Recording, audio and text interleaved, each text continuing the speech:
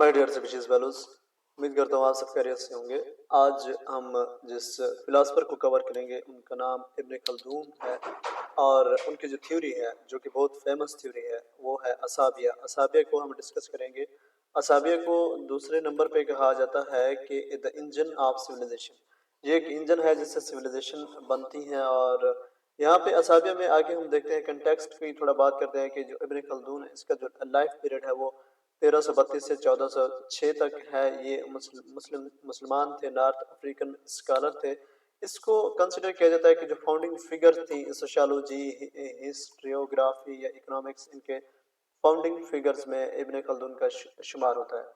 अब इब्न खल्दून ने ऑब्जर्व किया कि जो डायनेस्टीज हैं या सिविलाइजेशंस हैं, एम्पायर्स हैं, वो किस तरह राइज एंड फॉल डाउन का शिकार होती हैं। उसने अपनी सारी ज़िंदगी में इसी इसी चीज़ पे फोकस किया, मेहनत की, और एक थ्योरी उसने डेवलप की जिसे हम असाबिया के नाम से याद करते हैं। जो इब्न खल्दून का फेमस बुक है उससे कहते हैं मुकद्दिमा। ये इब्न खल्दून का फेमस बुक है। असाबिया को इंट्रोड्यूस करते हैं कि ये कहा जाता है कि कम्प्लेक्स कंसेप्ट है। इसे ट्रांसलेट किया जाता है as a social solidarity. Social solidarity, group feeling, group consciousness. अब बात करते हैं कि सोशल सॉलिडेरिटी क्या है, ग्रुप फीलिंग क्या है और ग्रुप कॉन्शियसनेस क्या है। सोशल सॉलिडेरिटी का मतलब है कि सोसाइटी में जितने भी लोग हों उनका मकसद भी एक हो, उनका एनिमी भी एक हो, वो एक ही काज के लिए काम करें, वो अपने सेल्फ इंटरेस्ट को परस्यू ना करें बल्कि एक कम्युनिटी का इंटरेस्ट हो जिसके पीछे वो भागें और उसे हासिल करें। उस कम्युनिटी को स्ट्रॉन्ग बनाए, उस कम्युनिटी को सक्सेसफुल बनाए, उस कम्युनिटी के नाम को रोशन करने के लिए फतोहात करके उस कम्युनिटी की बेस पे एक नया वतन बनाए, एक नई सल्तनत बने। ये जो असाबिया है ये ज्यादातर जोर देता है यूनिटी के ऊपर, शेयर पर्पस के ऊपर और sense of belongingness with a group.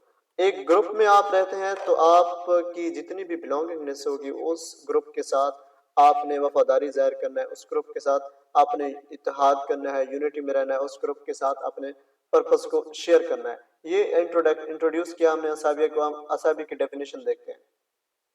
Ibn Khaldun क्या करता है, असाबिया को डिस्टिंग्विश करता है फ्रॉम सिंपल ब्लड टाइज। जो सिंपल ब्लड टाइज होते हैं ना, ये ब्लड टाइज तो नहीं है, खून के रिश्ते तो नहीं है, अलबत्ता एक रिश्ता जरूर है, एक सोसाइटी के लोगों के साथ जरूर एक अहम रिश्ता है जो कि सोसाइटी को जकड़ के रखता है, सोसाइटी के बॉन्डिंग को मजीद मजबूत करता चला जाता है ताकि वो सोसाइटी ग्रो करे, प्रॉस्पर करे और फतोहात करे। ये जो है एक डायनामिक फोर्स है, किस बेस पे है, शेयर्ड एक्सपीरियंस के बेस पे है। जब शेयर्ड एक्सपीरियंस होंगी, शेयर्ड हार्डशिप्स होंगी, डिफिकल्टीज शेयर्ड होंगी, दुश्मन एक होगा, जो हार्डशिप्स हैं, डिफिकल्टीज हैं वो भी एक होंगी, एक्सपीरियंसेस भी एक होंगे, तो तब ये डायनामिक फोर्स जो है ये एक कलेक्टिव विल बन जाती है और ये पावर बन जाती है। इस पावर को यूज करके फिर वो जो कम्युनिटी है, वो जो ग्रुप है, वो आगे आता है और फिर अपनी सल्तनत बनाता है। अब ये जो सोशल कोहेजन ये अलाउ करता है ग्रुप्स को कि ग्रुप बने। सोशल कोहेजन अलाउ करता है ग्रुप फॉर्मेशन को। इसमें पॉलिटिकल डोमिनेंस को अचीव किया जाता है और एम्पायर्स को स्टैब्लिश किया जाता है। सोशल कोहेजन भी असाबिया है। करेक्टरिस्टिक्स ऑफ असाबिया क्या क्या करेक्टरिस्टिक्स हैं? Strong sense of belonging. आप जिस ग्रुप से ताल्लुक रखते हैं आप उस ग्रुप के साथ स्ट्रॉन्ग सेंस ऑफ बिलोंगिंग का इजहार करें। आप उस ग्रुप के साथ अपने पर्पसेस को शेयर करें। आप उस ग्रुप के साथ के जो एनिमीज हैं उनको अपना एनिमी समझें। Shared values and goals. तमाम वैल्यूज और गोल्स जो हैं वो शेयर्ड अगर हूँ तो इससे एक यूनिटी पैदा होती है जितने भी मेंबर्स हैं सब के दरमियान। फेयर्स, लॉयलिटी एंड कोऑपरेशन। जितने भी मेंबर्स हैं ग्रुप की सक्सेस इसी चीज़ पे डिपेंड करती है कि तमाम मेंबर उस ग्रुप के साथ लॉयल हों और उस ग्रुप के साथ कोऑपरेट करें। Shared hardship. अब चैलेंजेस जो हैं वो टुगेदर, अगर वो चैलेंजेस अगर आप फेस करते हैं, वो पूरा ग्रुप एक चैलेंज आता है उसको एक इंडिविजुअल फेस करता है तो उस इंडिविजुअल के लिए मुश्किल है कि वो उस चैलेंज से जल्दी छुटकारा हासिल कर ले। जब उस चैलेंज का मुकाबला ग्रुप के साथ होगा तो ग्रुप वाले जितने भी मेंबर्स होंगे उस चैलेंज को आसानी से उसको अचीव करेंगे और उस मुश्किल से छुटकारा हासिल करेंगे। ये जो बॉन्ड है ये जितना ज्यादा असाबिया मजबूत होगा उतनी ज्यादा ये जो शेयर्ड हार्डशिप्स होंगी ان کو کلیکٹیولی رسپانس کیا جائے گا. Simplicity and آسٹیرٹی. اب اسابیہ often thrive in nomadic or frontier societies with a focus on core values. اب اس میں کور ویلیوز پہ فوکس ہوتا ہے. جس طرح ایک سوسائٹی ہے اس کی کور ویلیوز ہے، سب سے زیادہ فوکس اسی پہ دیا جائے گا، نہ ہی کہ دوسری جو ویلیوز ہیں ان کے اوپر، تاکہ سمپلسٹی برقرار رہے اس سوسائٹی میں، آسٹیرٹی بھی ہو. اب cyclic nature and role in the rise and fall of civilization. سب سے پہلے ابن خلدون یہ بلیو کرتا ہے کہ اسابیہ ایک سائیکلیکل ہے، ایک سائیکل میں اسابیہ جو ہے وہ رن کرتا ہے. سٹیجز ہیں اس سائیکل کی. فاؤنڈنگ فیز ہے. اس فاؤنڈنگ فیز میں اسابیہ جو اسابیہ کا ایک سٹرونگ بانڈ ہے، جو گروپ ہے، وہ اس سٹرونگ اسابیہ، ان میں بہت زیادہ اسابیہ پایا جاتا ہے، تو وہ اوور کم کرتے ہیں اپنے رائولز کو، دشمن کو شکست دیتے ہیں اور ایک امپائر بناتے ہیں. یہ فاؤنڈنگ فیز ہے. اس کے بعد دوسرے نمبر پہ جو فیز ہے اربنائزیشن اینڈ لگژری ہے. جیسے ہی امپائر ایکسپینڈ ہوتا ہے اس کی باؤنڈریز بڑھنا شروع ہو جاتی ہیں، اس کی سرحدیں دور دور تک پھیل جاتے ہیں. ویلتھ اینڈ لگژریز جو ہیں وہ یہ ویکن ہو جاتی ہیں. اور اوریجنل ہارڈشپ دیٹ فورجڈ اسابیہ. یہ اوریجنل ہارڈشپس ہیں یہ اسابیہ کو بہت نقصان پہنچاتی ہیں.